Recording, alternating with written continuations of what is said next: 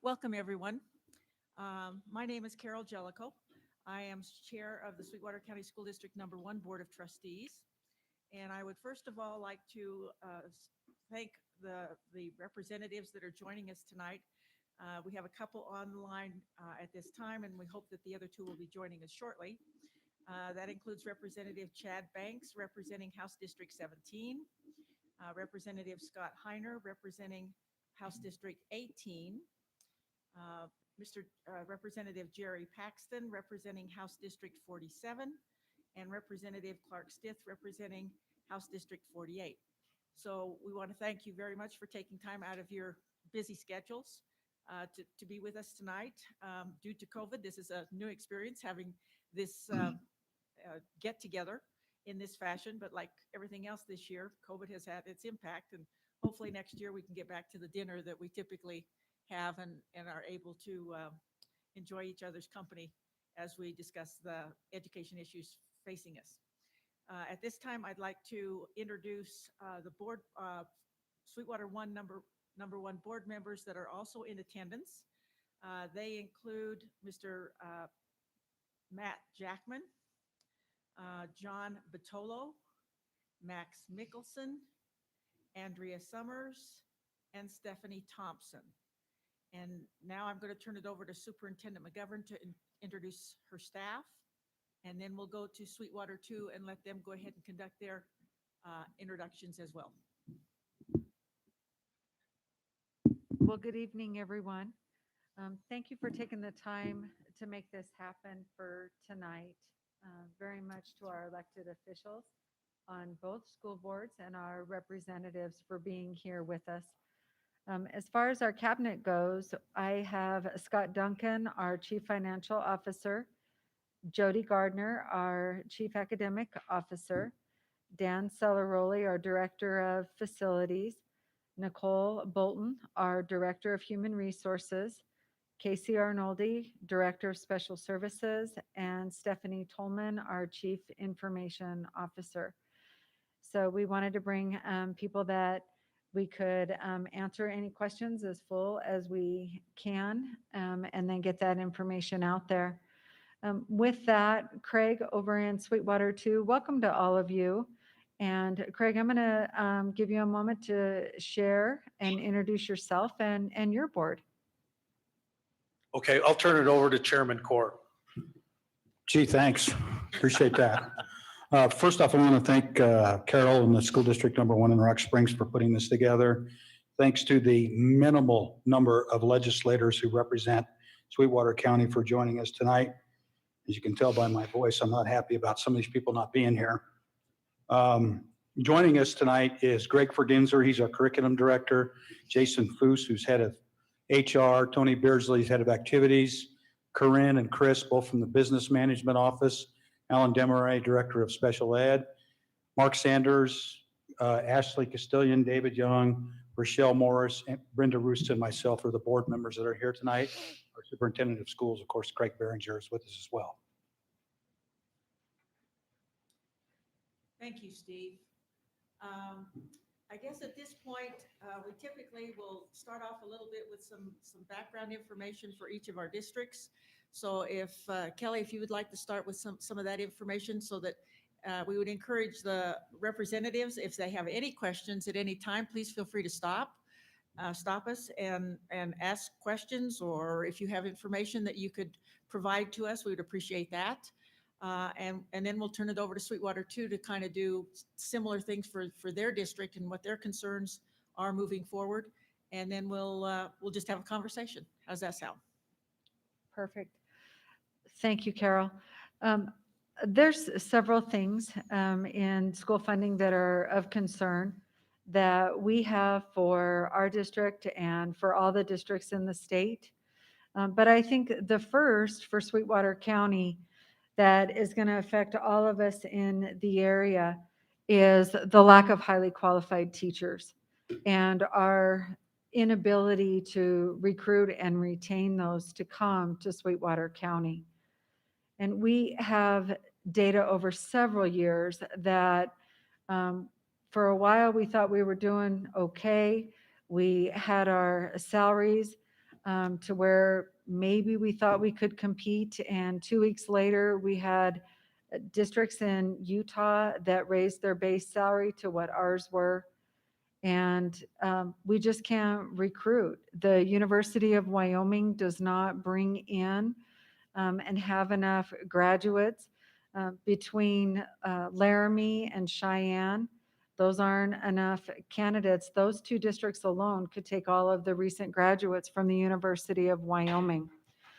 And so that doesn't leave the other districts. Of course, we want to choose our local candidates, but we can't recruit. We used to be able to from Colorado, Montana, the Dakotas, Utah, Nevada. And when you've got places such as Utah, where their base salaries are the same as ours, if they choose to stay home, they've got family there, they've got restaurants and all those other kinds of things that we don't have the ability to offer here, it really puts us in a tough position. And that extends not just into our schools, but also into our business sector. We're members of the manufacturing partnership, and in there we have about 25 businesses in Sweetwater County. And what we hear over and over is when those people come and they bring their families, one of the first things that they say is, how are the schools? And everybody wants a place to send their kids to great schools.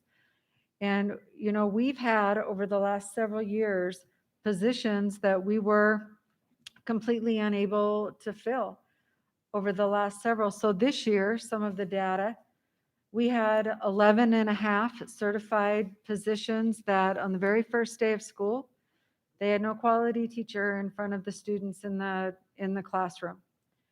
And so we closed 6 of the positions, and we put in 5 and a half long-term full-time substitutes. So people that may have a teaching certificate, but the majority, they don't. The year before that, in 1920, we started very first day of school, 25 teaching positions that we were unable to fill. And that year in 1920, we closed 10 of them because we had absolutely no applicants. And then the remaining were, again, full-time substitute positions. And so there's several concerns, but I think, that one will start with that, the lack of quality candidates, the salaries. We see the bills that are coming through, the legislative bills about decreasing or moving salaries out of the foundation guarantee, taking away professional development days from staff, ultimately reflecting their salaries. We are not going to get candidates here. We have a teacher shortage nationally, and it is going to get worse because the truth of it is when they leave, they do not come back. They do not come back.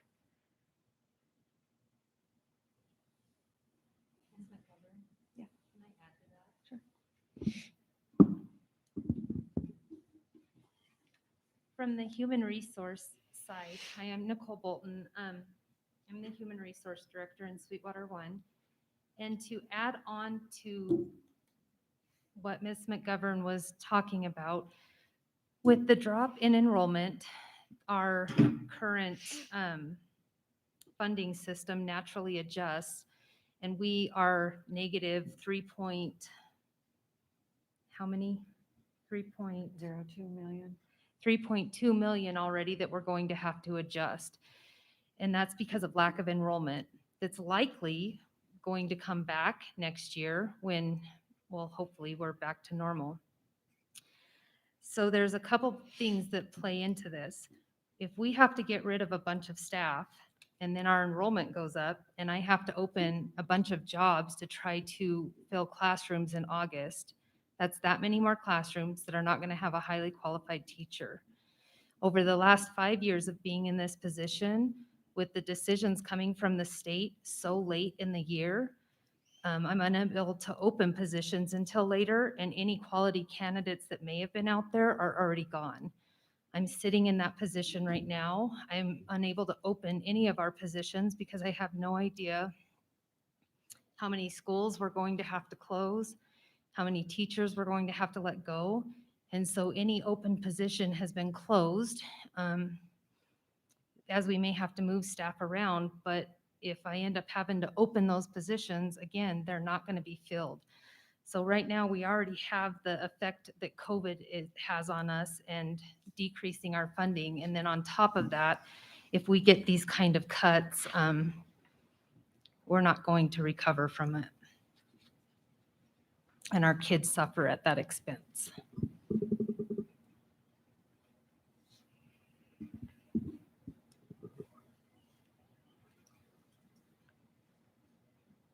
Sweetwater. Kelly, this is Chad. Can I ask you a real quick question before we move on? Sure. You mentioned 11 and a half positions were open at the start of the school year. You filled 5 of those part-time, full-time subs. What does it mean you closed the other positions? Those just weren't filled? What happens with those positions? Yeah, thank you, Chad, for asking. What that means for those is we have them open, we advertise for them, and we eventually close those due to lack of quality candidates. For several of them, we don't get any candidates. So we go ahead and we close those, and we spread those duties out and increase those upon the staff that we already have. And then we fill the other ones that put us in dire straits that we absolutely have to have. Well, and Superintendent McGovern, we've left some of those open into the school year, hoping that we still might get some people to come, that might come into September, even October, if my recollection is correct.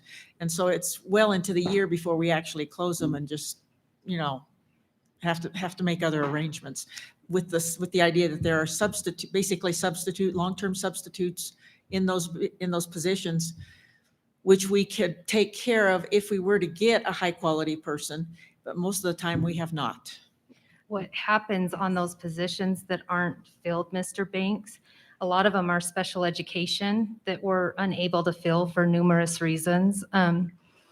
And so what we do is we collapse a position that's not able to be filled, because you have to be really careful in some of those positions who you put in them, and we double people's caseloads and we compensate them for their extra time. So essentially one person ends up doing a 2-person job, so it lowers the quality of the job. We continue to try to fill it, but especially in special education, we just do not have the applicants. Thank you.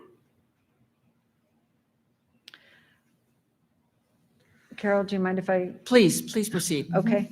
Couple of other things there's several things that are worth sharing, but I want to give Sweetwater 2 an opportunity as well.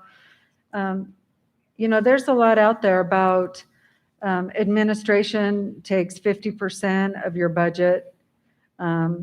We spend all this money on administrative salaries. That simply is not true. Our budget for administrative costs is between 10 and 12%. We've had things that, half of your budget is for administrative salaries. That's absurd. That information that comes forward, absolutely absurd. In our budget, we have no more fat. In all the years from beginning back from 2015 to 2016, we have either riffed or absorbed a total of 148 positions in Sweetwater 1. Classified, certified, and then central office staff. That's all we've done. We don't have any other fat to take away. We are close buildings, increase your class sizes, and take away programs for kids. And some of the bills that are out there, we'll take away activities for kids. Well, let's think about that for a second. So we've got, people think football, volleyball, basketball, but what about drama? Future Farmers of America, National Honor Society, FBLA, all those other programs. What about our academies programs? They do job shadowing, they teach soft skills. I mean, that's where we're at. I mean, we really want to do that to Wyoming for quality education. We're driving a car. We were preparing to talk to the House tomorrow, and one of our administrators summed it up really well. You know, Wyoming is known for quality education. Well, the cuts that we're getting ready to have, if these things go through, it's like driving a car with the wheels going off, because we do not have the ability to keep things going the way that they are. And please help us. Let us know what you need for information, because there is no more fat to cut. Do we want class sizes where kids are crammed into a classroom? I'm not sure that's how we're going to diversify an economy when we don't have the educational system that would back that up. Ms. McGovern, I want people to ponder these few questions. Have you ever seen the effects of a bad teacher on a kid? Because I have in the schools, and I've also experienced it from a parent perspective. And have you ever seen a school that has dynamite teachers and has a terrible principal? Have you ever seen the effects that happen in that school and how poorly it's ran and it's not functioning and the kids suffer? I have. Have you guys ever seen what a bad superintendent can do to a district? Well, we've experienced that too. And we're still recovering how many years later? So it's something to think about when you attack certain groups, and it seems like admin are the ones getting attacked, but you're not going to get quality candidates if you do not pay them, and they're paid for their job responsibilities that they perform and that they're in charge of. So all of them are crucial to education. Every single position is crucial that affects the kids.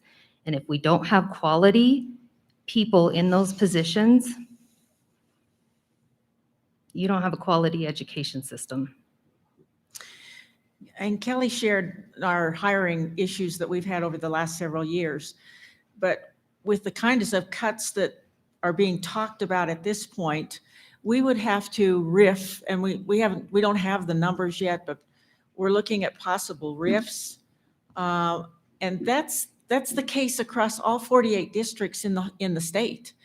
And with the teacher shortage in the country, you look at the national picture, and there are many places that obviously because of COVID, they're actually looking for more teachers because they're trying to reduce the class size and maintain their social distancing.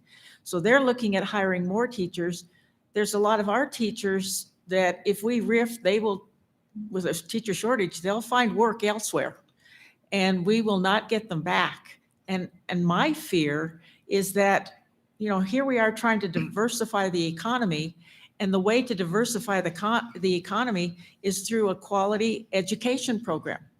When industry looks or a business looks at coming into a community, they check out the schools in that community and find out what the caliber of the schools are, you know, what the schools are. Many of them, when a person comes, even in a business position, if they bring their family, they want to know what the condition of the schools are for their children. And we're going to lose quality people for no other reason than we just don't have the money, when we've had a great reputation as far as a quality education in Wyoming, and we will have a black eye that we will endure for years to come. People will not even consider Wyoming simply because they've got, because of the insecurity that they have. They don't know from one year to the next whether they're going to have a job or not. Madam Chair, Representative Stith is looking to be recognized. Ms. Representative Stith, please. Madam Chairman, thank you so much. I really appreciate it. I greatly apologize that I have a House Appropriations Committee meeting that starts in 10 minutes that was first noticed today that I have to get off this call. But to try to make this useful, and I greatly appreciate your concerns and your comments, I did email out a spreadsheet that was prepared by Representative Evan Simpson about 2 of the proposals that are on the table with respect to recalibration, House Bill 61. Simpson's is on the right column, and it's talking about if you're going to cut $100 million from the school foundation program, which is about 7%, a cut to K through 12 funding. This is Representative Simpson's suggestion to do it. On the left is a separate bill sponsored by Representative Hallinan that would cut about $49 million. And I think that's the world we're living in. As an anecdote, of what the atmosphere is like to raise money in the legislature, I individually sponsored a bill. It was co-sponsored by Representative Banks to generate an extra $16 million a biennium for the state that could be used for K through 12. And that was the data center sales tax exemption repeal bill. Okay, we have 4 data centers. These are by and large Fortune 100 companies with $1 trillion market caps that Wyoming taxpayers are subsidizing, frankly, right? And it's the data center sales tax exemption is perhaps, in my view, is the dumbest exemption there is. So to me, I thought that was low-hanging fruit. I thought that we could generate an extra $16 million, and that can go to wherever it needs to go, including K through 12, which has the biggest need right now in the budget. Yesterday, I presented that bill before the Revenue Committee, and it failed 6-3. I could only get 3 votes for it, okay? So some of these proposals in House Bill 61, the recalibration bill, is to increase sales tax to fund K through 12. I understand that as a policy proposal. It's a very serious proposal, and it perhaps makes sense, right? But in my view, we wanted to close the loopholes before we raise taxes, right? And so it's a bad omen for raising sales tax if we can't close the easiest of the loopholes, right? It's a really tough environment we're at. So I'm not here with a lot of solutions for you tonight or to say that your job is easy. One thing I think that was said during the cost savings task force that I thought a lot about is that unlike the Department of Health, which theoretically can cut a program, right? Like we can cut home services for the elderly, which is on the chopping block. You in K through 12 administration, you can't just eliminate 4th grade, right? You have to make it work. You've got to serve all the students who walk into your school building. So it's a really tough job. You've got to provide all the baskets of goods and services. And in the legislature, sometimes we come up with new ideas, and which are essentially unfunded mandates, and say you should do X more, right? Which is essentially not fair to school administrators. I guess all I can say is I think we're going to have both what will amount to revenue increases of some kind, whether that's taxes or some other smoke and mirrors. We're going to have revenue increases, but revenue increases alone are not enough. We're going to have some cuts. Okay, and so I don't know that $100 million or 7% will be cut out of K through 12, but it's going to be a big number and it's going to hurt. I think that's the reality of what's going to happen. But who knows? Maybe nothing will happen. Here's the good news. So I guess for your purposes, let's imagine this next month, the legislature meets Monday, March 1st through April 2nd. Let's imagine that the legislature does nothing at all, right? And every proposal of any kind fails. Well, in some ways that might be good for you, right? Because the only proposals are to cut the budget. So if nothing happens, K through 12 will be untouched. Okay, back on the bright news front, from the federal government, this is not news to you, but if the CARES Act 2 is passed, that's $736 million. $736 million of money would come to Wyoming, of which $131 million would be earmarked for cities, counties, and towns by population. But the remaining, 736 minus 131, $600 and some million dollars. That would, that's available for any purpose. Now it's only a 1-year fix, right? But in theory, there's nothing so far in the federal legislation that would prevent that money from being used to plug a gap in K through 12. That is not a long-term solution. That's a 1-year solution. But that's that's on the board. So I guess to the extent that it makes sense to, I think we're all proud and justifiably proud of the high quality K-12 system we have, right? I mean, you over many years have worked very hard to keep it that way. Final note, and I apologize for talking so long in one fell swoop and then leaving. Big picture though, if you look at the budget from 2010 to now, 2020, school district funding has been cut in real terms by about 6%, 6% in real terms, right? With all the pain that entails. The rest of the government has been cut in real terms, inflation adjusted, by 25%. So for every $6 that the schools have lost in real terms over the past 10 years, Department of Health has lost 25. And that's our old people. That's poor people. That's developmentally disabled children, preschool. That's vaccines for 2-year-olds for measles. So there's a lot to balance out there. Again, I apologize for talking so much, and then I'm going to just walk out the door. I did send that spreadsheet. I hope that gets to the Green River folks as well on the distribution list. And maybe, I guess, go ahead. Representative Stiff, before you leave, this is Steve Core, the chairman of the Green River Board. A couple of things I would like you to take with you before you leave us here in a couple of minutes. Your comparison of $6 and $23, Supreme Court decision does not hang over that on the $23 side, but it does on the $6 side. Just leave you with that note. Secondly, I was in a meeting earlier this week and Representative Banks was in that meeting. We talked about some of the extremely important things in Wyoming, and one of them at the top of the list, I think, is economic development.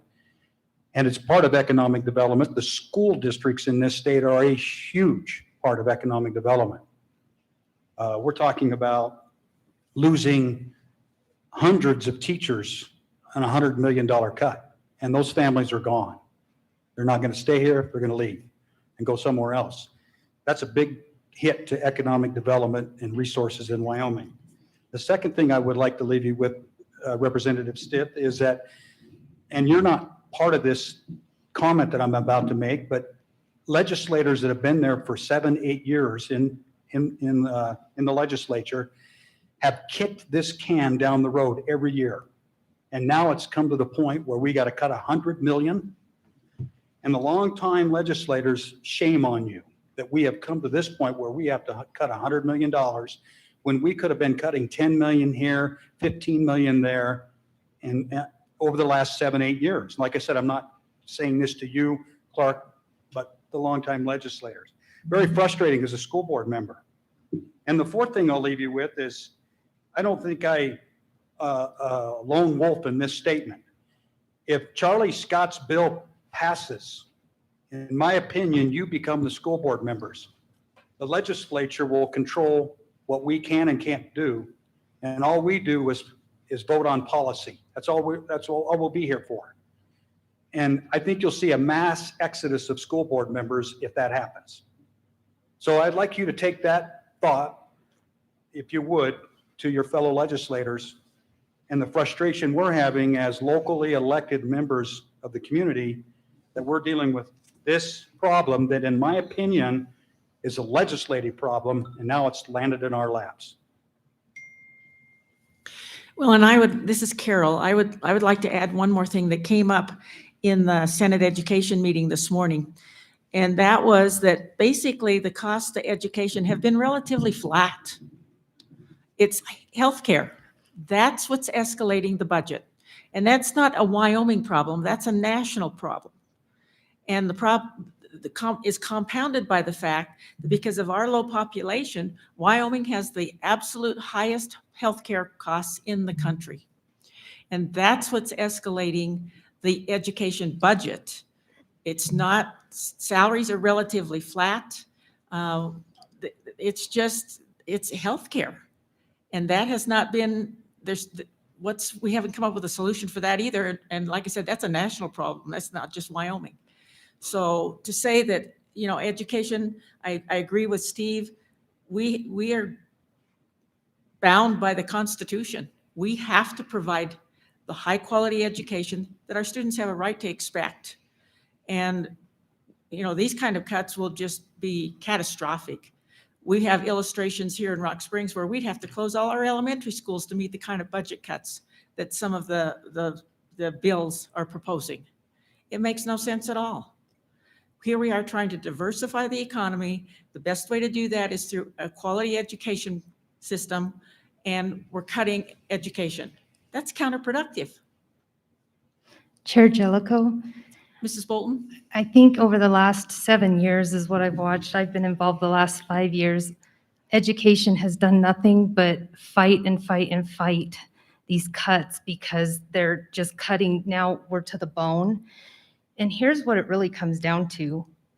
Our jobs are defined by job descriptions, such as my job's defined as enforcing policy and personnel. I never get to my assistant superintendent ones because, well, Kelly has to pick it up. It's too much to do both of those jobs. And we are required to provide this basket of goods, and we're required to provide a quality education. But then it comes down to, we keep getting asked to do all this, and somehow education keeps figuring it out. And we're telling you guys, we're to a point we can't figure it out anymore. And your guys' job is defined by one thing. You took an oath to honor the Constitution, and the Constitution is very clear. Education comes first. So I hear all these comments from people that education's bankrupting the state. No, our longtime legislators and senators are the ones bankrupting the state because they have failed to bring in any revenue to follow the Constitution. I don't think we should have to fight anymore. Chair Jellicoe? Kelly? In 2016, the white paper report came out, and it had 5 components in there for the legislature. And the last component was not completed at all. And that was to find a revenue source for our state. That, I ask, is the task of our legislature, because we cannot do anymore. That's all we've done.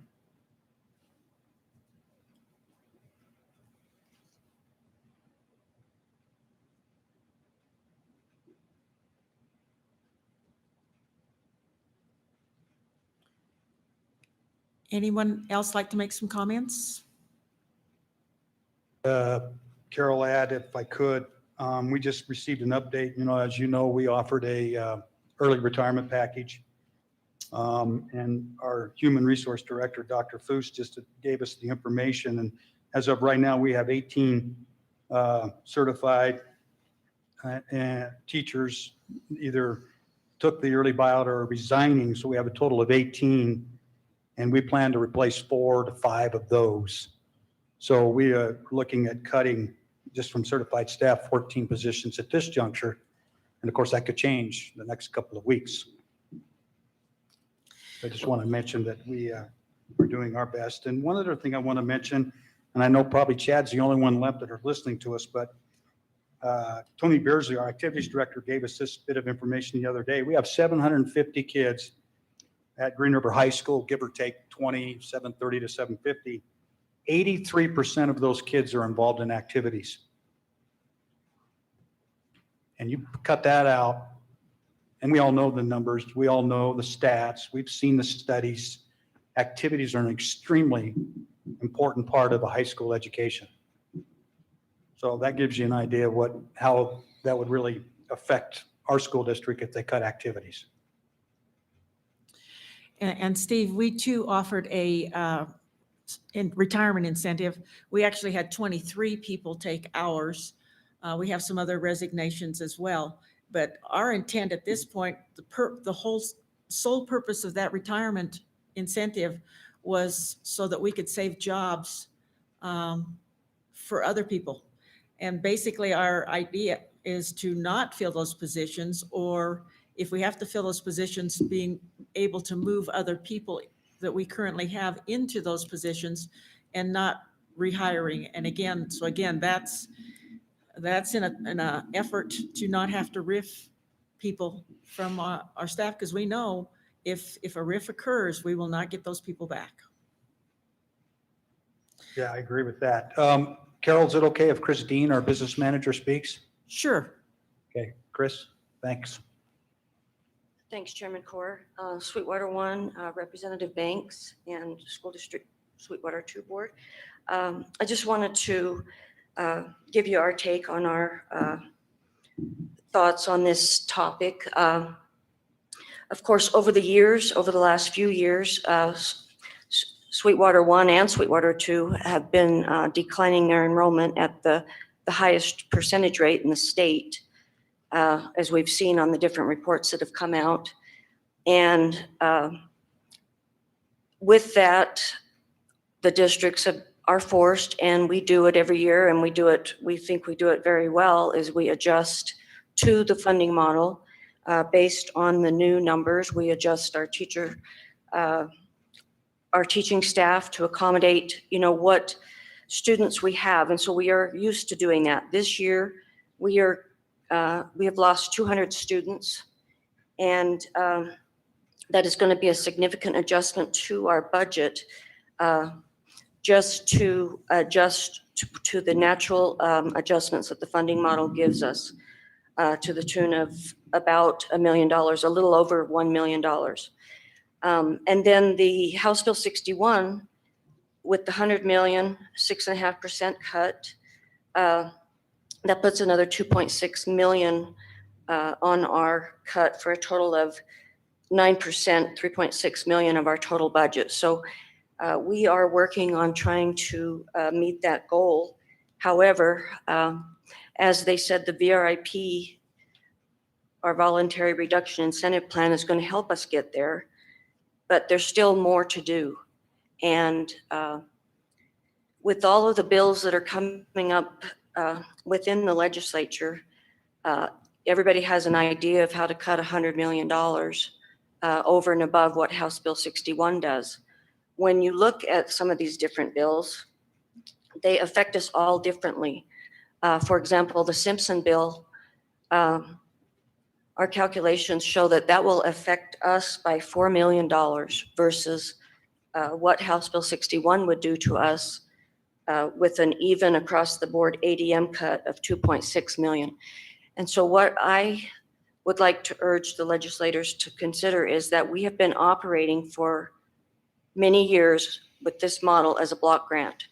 It's given the districts local control, and that is a very meaningful portion of what the school foundation program is to districts across the state.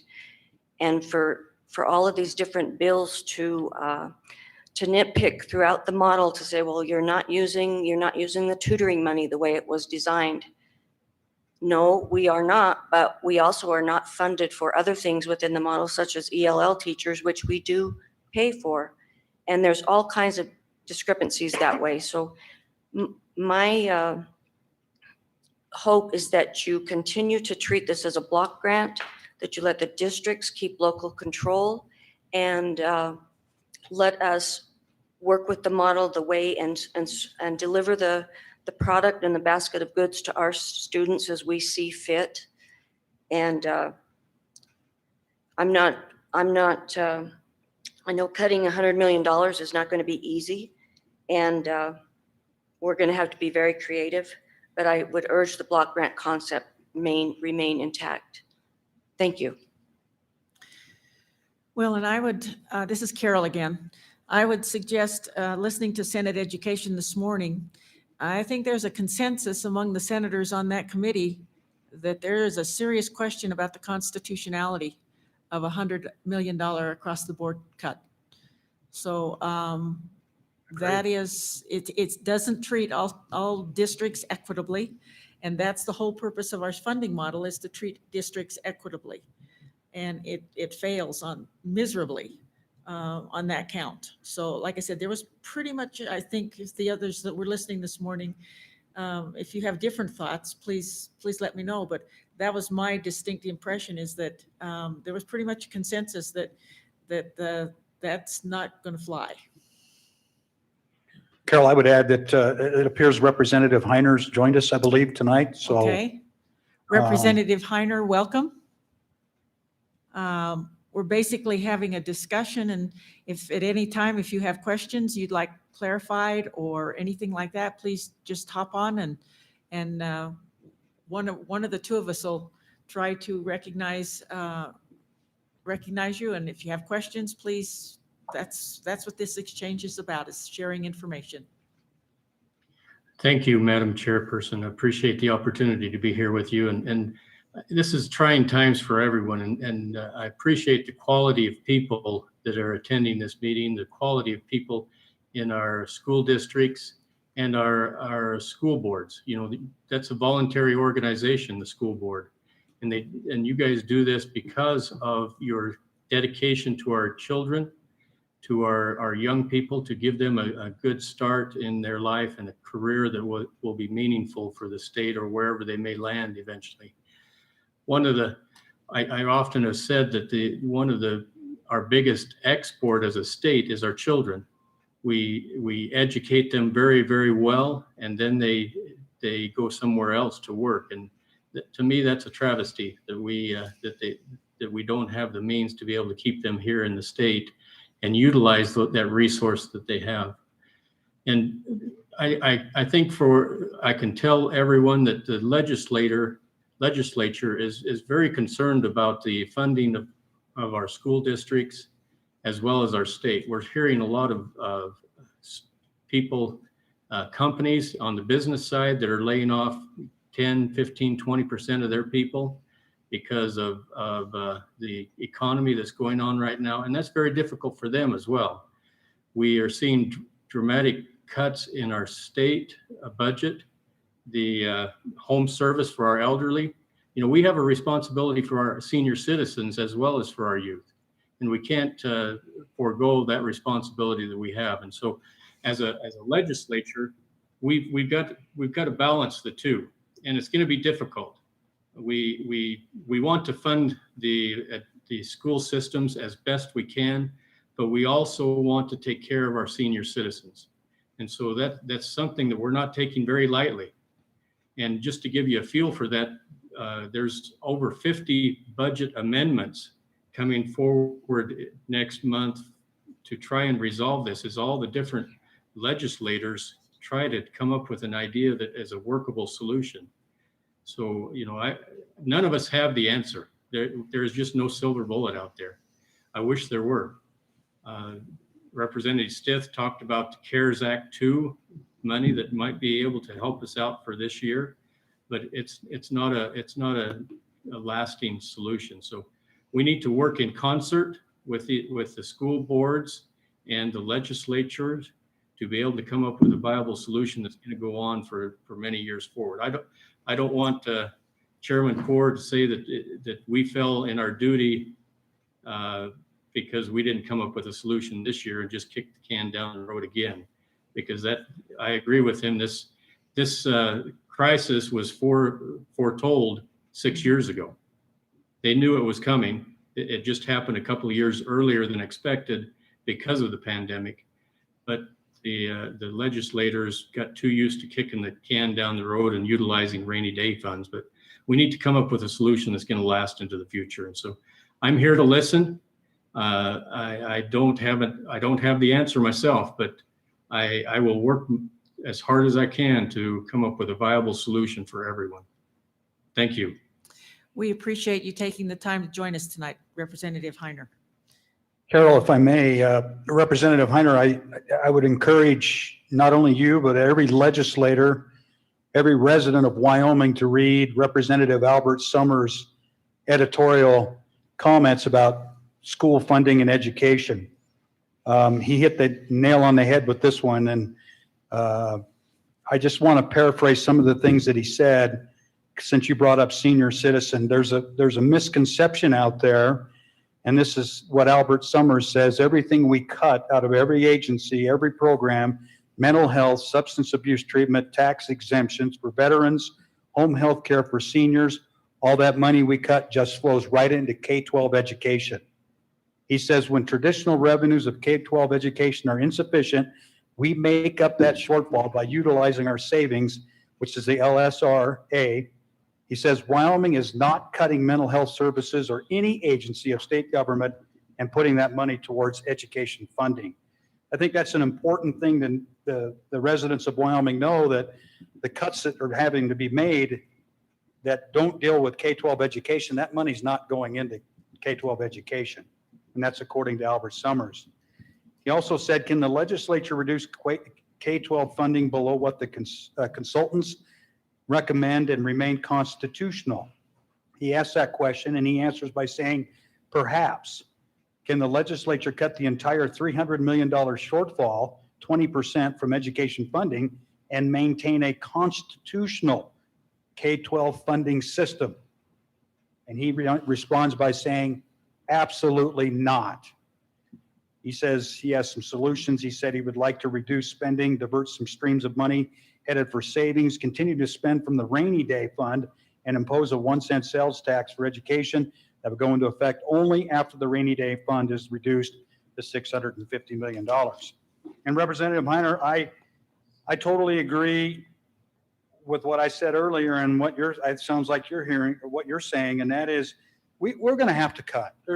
We get that. We understand that. But it's frustrating that this was 6 years ago, and now 6 years later, we're cutting $100 million. Think about that, and how difficult that is for school boards all across the state of Wyoming. And do I think there should be some cuts? Absolutely, I do, because we're going to have to do it. I just want to make sure what Albert Summers says, that number one, it's constitutional, and number two, that we, the legislature and local school boards across the state, get together and decide what should be in the basket of goods. Obviously, the Supreme Court has said what should be in the basket of goods, but I think the Supreme Court would go along with changing some of the basket of goods, but I think it's got to be a team effort. Anybody else? Nicole? Mr. Heiner, we're naturally getting cut based off of the model and the self-adjustment of it. I had mentioned earlier, right now with our enrollment down, we're automatically being reduced 3.2 million, which those are the cuts we're going to have to figure out. I will respectfully disagree with Mr. Core in one aspect, that I don't think we should have to cut beyond our model anymore, because out of the last 5 years, 4 of those years, we've had to cut. And I can't speak for other districts, but I know that this district is literally running so thin that we are going to impact the kids with whatever decisions we make, whether that's higher class sizes, which that's not good. But we have to uphold our end of the Constitution and what the state says in offering the basket of goods. And I guess I just question, I mean, the governor said it, and he said it numerous times, we can't cut our way out of this. Yet every year, that's the solution, is to cut our way out of this. And I don't think it's right that any entities are elderly or suffering. But that's because we have lacked diversifying our revenue. And in, you know, the promises to these tax groups are hurting the residents and citizens of Wyoming. So my question to you is, when are we going to stop looking at cutting as the sole solution and start taking some action steps towards revenue? And I ask you just because you spoke, but I just, 5 years later, we're still not working on that. And I know you guys are trying on some revenue sides, but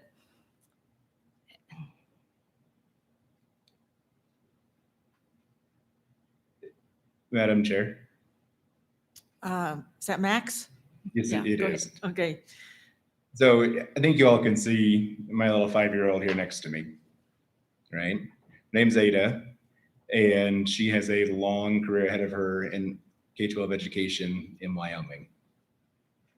And when there is a fanatical commitment to refusing to tax or raise revenue, what the legislator is saying to me as a dad is my child's future is not worth upsetting their constituents. And it is a reality that both of my children's futures and their ability to go to college and have careers and be successful are dependent on our school's ability to educate, and that is dependent on their ability to have high quality staff. You can look at all sorts of models and examples of what happens in states when they defund public education and when they don't fund it adequately, and it is devastating for the economy. And it's wonderful that we have those data centers in Laramie County, but if those employees, those high-skilled tech employees cannot count on a quality education for their children, those companies will leave. Those companies are worth hundreds and hundreds of millions of dollars. They can walk away from the investment and go somewhere else. The people who have moved here during this pandemic in order to, live the country lifestyle and are working remotely, they won't be here, adding even to our very meager sales tax and our embarrassing low alcohol tax. So at some point, and I understand, because I don't want homeless people forced into nursing homes because they can't get home health. I don't want disabled people to go without services. I certainly don't want mental health defunded. And the ultimate reality, and I accept that cuts are required, right?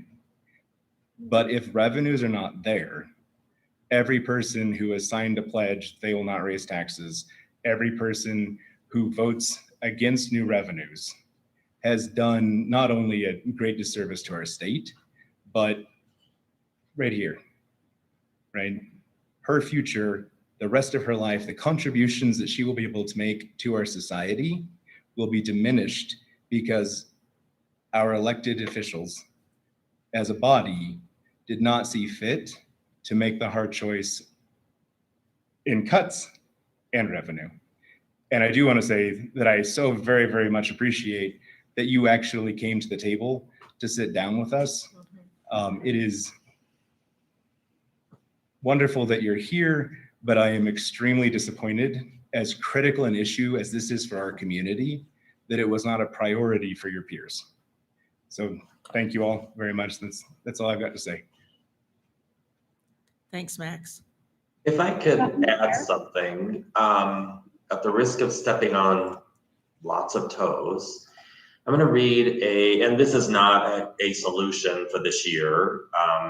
This is a long-term solution that we've gotten ourselves into, and I certainly don't have the answers, but I want to read to you a line from an email that Senator Roscoe sent when there was some discussion about revenues. And I'll quote this: "I would ask you to help change the makeup of the legislature next election. We can't seem to pass any revenue proposals at all, especially in the Senate. The truth of the matter is, if we as a state continue if we continue to only vote based on a letter beside someone's name, and we're not looking at who those candidates are, what those candidates stand for, and what they represent and what they will represent when they go to Cheyenne, this is what we end up with. And that is not to besmirch my fellow Sweetwater County representatives that are here. I have great respect for Representative Heiner, tremendous amount of respect for Clark Stiff. But we need to be better as a citizenry than just looking at that letter that's behind the candidate's name. And as Max pointed out, so many of those candidates took a pledge not to raise taxes, not to raise any kind of revenue. So we are in a real difficult position when we have, in the House side at the very least, 18 candidates who took that pledge. 18 out of 60. That only leaves us, they only need 12 more to not pass anything.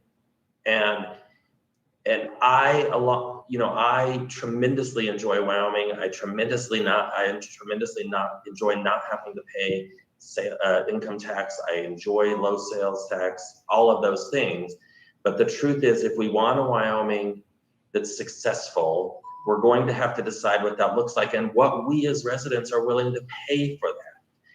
We know we cannot continue to balance our budget on the extractive industries. That's not happening. So we as residents need to decide: are we willing to pay a little bit for education? Are we willing to pay a little bit for healthcare, for our elderly, for our disabled, for all of those things, or are those things not worth it to us and we're just going to cut them? And so I know that's not an answer for those of you that are here from the school board and those of you that are teachers that are listening.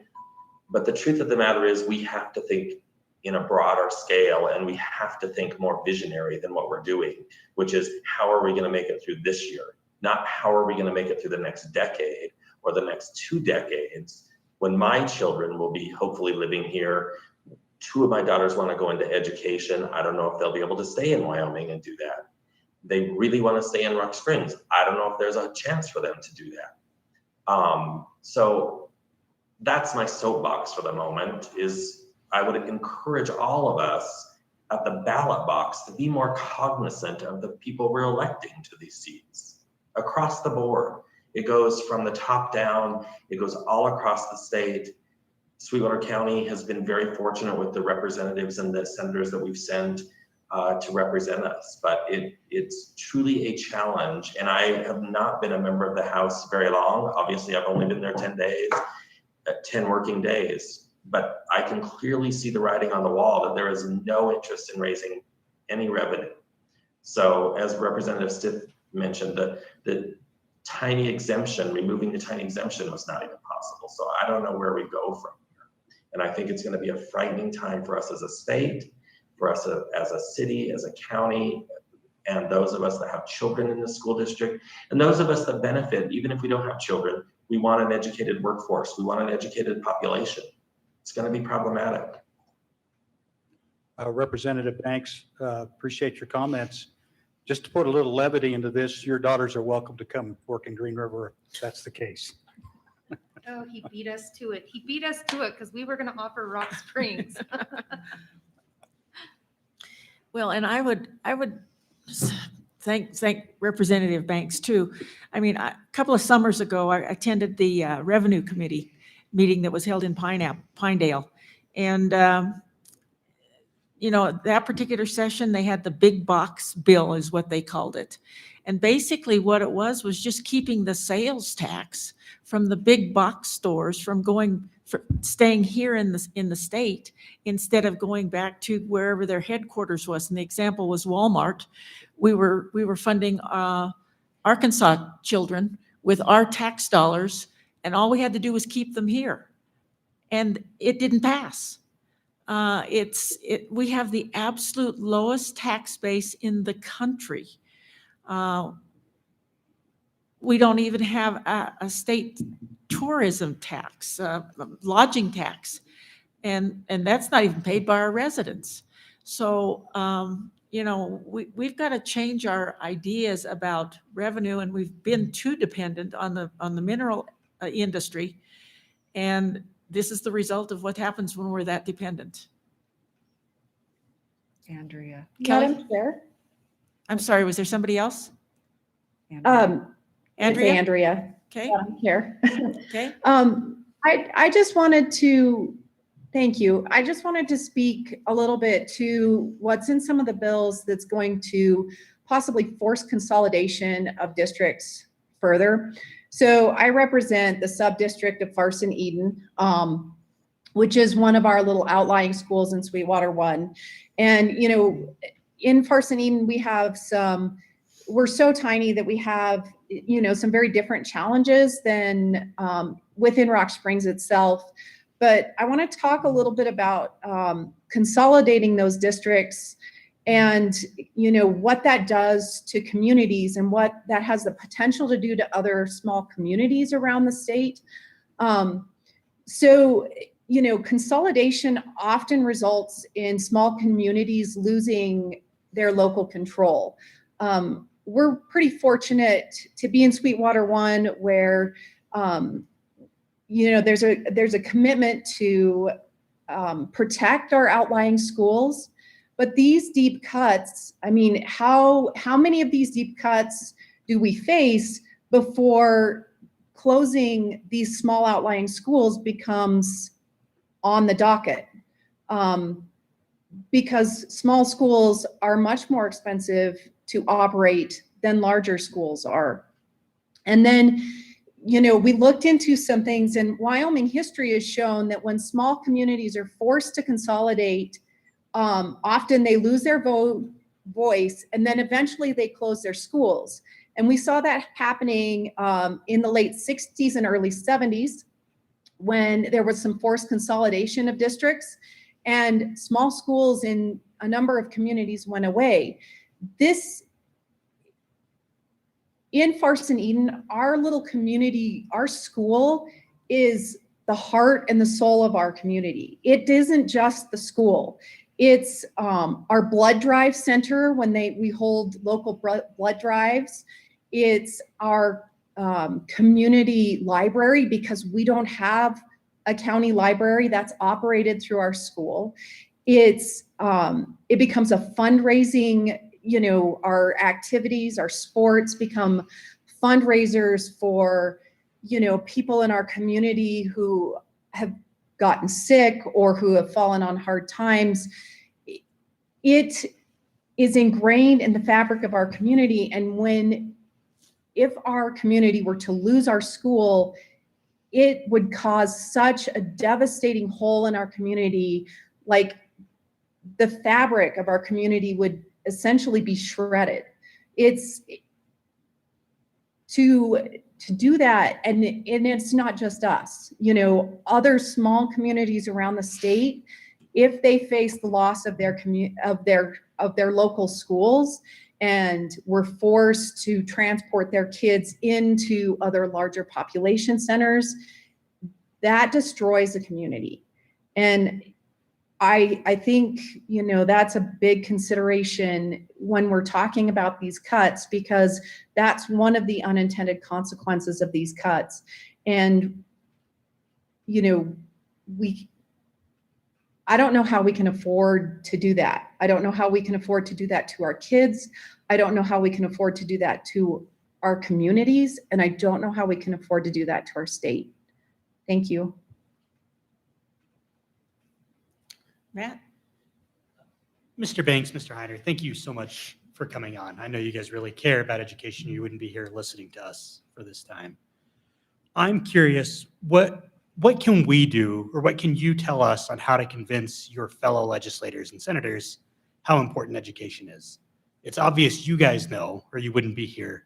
So how can we convince your fellows? So if I may, Madam Chairperson, may I? Absolutely, may I speak to absolutely. that? Representative Heiner. I appreciate that comment, because education, as I've discussed this with my colleagues in the legislature, there's not any of them that have any concept that education is not important. And I think it goes all the way up to the governor's office. It is something that we take very seriously. And the governor he spent a lot of sleepless nights trying to figure out how to do this, how to make this work without cutting K through 12 or any of the other departments. But it's a difficult situation that we're in right now. And in my district, I've got four school districts that I represent. And speaking with them, every one of them believe that the block grant is something that we need to preserve. It is something that's very, very important. And I'll do whatever I can to maintain that block grant concept, so we have local control, as Ms. Summers talked about, so that we maintain that local control and it's not taken over by the legislature. But we saw what happened in our education committee with this, or our revenue committee, I'm sorry. We saw what happened in the revenue committee with this data center exemption, tax exemption. That tax exemption is specific to an area in the southeast part of our state. It didn't affect us over here because the data centers are over there in the southeast corner of the state, and it's very important to them. And they were able to sway the votes. They had enough votes in that committee to kill that amendment that Representative Stith brought up. I was surprised. I was shocked, actually, that bill failed. I thought it would be one of the low-lying fruits as we strive to meet our budget with our revenue. But you can see how sometimes we in the southwest part of the state get outvoted by those legislators that are over in the more populous sections of the state. What we have to do is we have to coalesce as legislators. We need to get some voting coalition so that we can outvote some of those lobbyists like that, or some of those special interests. Because everybody believes that we need to raise revenue, just not in our backyard. And we need to make cuts, just not in our area. But we're going to have to do it everywhere across the state. And to do that, we're going to have to get over some of these areas that they feel, okay, we've got the data centers here in southeast section of the state. We want to protect them while hurting the rest of the state. We need to get over that and work together as a state as a whole. So I can tell you all that the legislators look at all the emails they get, the phone calls that you can send them. I think that has a bearing upon the way they vote. So, those legislators that voted against that, removing that tax exemption for the data centers, they should be flooded with votes. And I think Representative Banks and we can work with some of the other legislators and try to resurrect that on the floor as a committee as a whole, and see if we can bring that exemption bill back on the floor as an amendment to the budget, and get the whole legislature body to vote on it, because that was a low-lying fruit, and I'm sad to see that didn't pass. Thank you. Well, and we realize that Representative Heiner, you and Representative Banks are new people on the block. So, you don't have the history and I'm not suggesting that's a negative thing. I mean, it's just, we appreciate you very much spending time with us tonight. That's the whole purpose of this meeting, is that we have done this every year, is join forces with Sweetwater 1 and 2 and our legislative body. And I too have to express my disappointment that more of your peers did not choose to join us. But we do thank you very much for spending time with us. If you have other questions, or if you have other comments that you would like to make, we certainly would like to hear what you have to tell us as well. I think it is a hopeful, with the federal money potentially coming, that might fill the gap. But again, it can't be just kicking the can down the road again. I've been involved for close to 20 years, and people knew the day was coming when coal would no longer be here as a mineral source, and everybody just kept saying, oh, we're waiting for the next boom, and that's just not in the cards right now, nor in the foreseeable future. So we clearly need to find a substitute funding source for education and many of the amenities that we enjoy here in Wyoming. So anyone else? And before we close, I just want to reiterate my admiration to everyone in the education department, the school board members, those that are teaching our children. There is no greater call than to teaching the youth, sharing knowledge with the future generations. It's a noble and honorable calling, and you do it not for the money, but for the reward of future generations. And there's a Greek proverb that says a wise society is built when an old man like myself, I'm not pointing my fingers to anyone else, but an old man like me plants a tree in whose shade he will never enjoy. And many of you are sharing that knowledge with future generations, and you may not be able to enjoy what the outcome is, but you're sharing that knowledge, and I appreciate your efforts, because I know our teachers put in long, dedicated hours teaching our youth. Thank you very much for your time. Yeah, and I would just thank you, Representative Heiner and Representative Banks. Appreciate you sitting in here tonight, and I will express my total disappointment in some of the Green River legislators that are not here tonight, and it's just disappointing, and I hope the voters remember that in a couple of years. I don't want to get too political, though, but Representative Heiner and Representative Banks, on behalf of Green River, we appreciate your service down in Cheyenne. We all here, I think, agree that you two are very favorable with public education, and you guys have a tough job. There's no doubt about it. But how you do your job is going to determine how tough our job is going to be, as you know.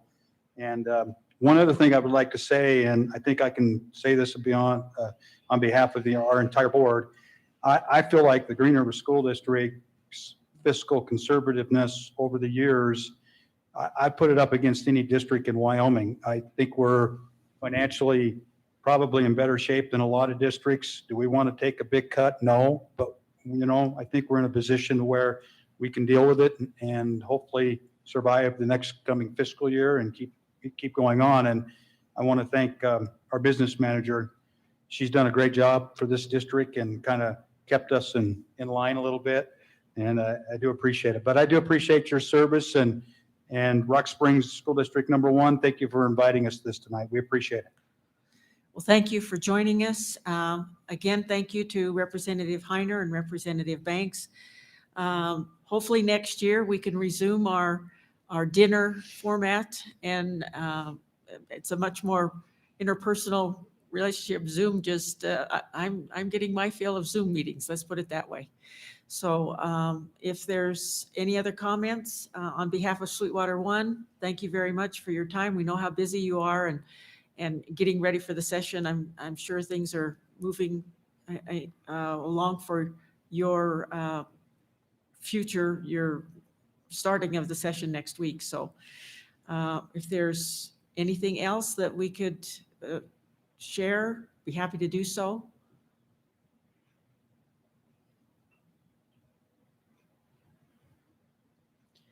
Okay, if not, thank you very much, and we will look forward. I think that some of us will, I think there are some meetings that are being scheduled with the in-person, and hopefully we're able to continue with that. So hopefully we'll be looking forward to meeting with you during the next month or so. Thank you, Carol. We in Green River appreciate our relationship when we're not on the football field or the basketball court. Don't forget volleyball. And volleyball and soccer and all of it. Thank you very much, everyone. Have a good evening.